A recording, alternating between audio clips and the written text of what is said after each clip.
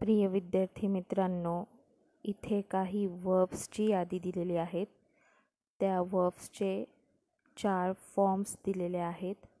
ते तुम्ही काळजीपूर्वक पहा आणि तुमच्या वहीमध्ये जसेच्या तसे लिहून या क्रियापदांचा तुम्ही भरपूर सराव करा. हे क्रियापद इयत्ता 1ली ते 12वी पर्यंत प्रत्येक मुलाच्या कामाचे आहेत. आपण ज्या पद्धतीने प्रत्येक क्रियापद पाहिलेलं आहे त्याच पद्धतीचं हे क्रियापद आहे. जसे की to pause, paused, paused, pausing, थांबणे, थांबला, थांबलेला, थांबत. तर या क्रियापदांचा तुम्ही भरपूर सराव करावा आणि आपल्या वहीमध्ये हे क्रियापद लिहून घ्यावे. स्पेलिंगकडे लक्ष द्यावे, स्पेलिंगच्या उच्चारणांकडे पण लक्ष द्यावे.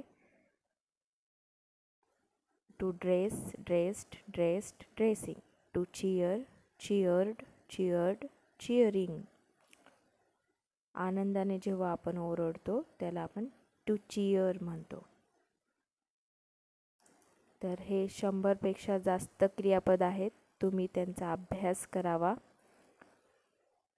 तारखेनुसार ज्या तारखेला जे क्रियापद पाठ केलेले आहेत ते तुमच्या वहीवर तुम्ही नमूद करावी आणि काही अडचण आल्यास मला विचारा.